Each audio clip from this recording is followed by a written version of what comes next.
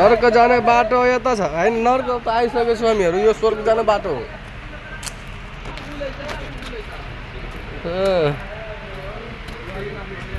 hello sir hello जा hello के छ त दाजु काम कस्तो चलिरहेछ ठीक छ नि हल्लिम कंपनी A1 के रे हल्लिम कंपनी A1 हो र हेलो गाइस हेलो गाइस हेर्नुस् हाम्रो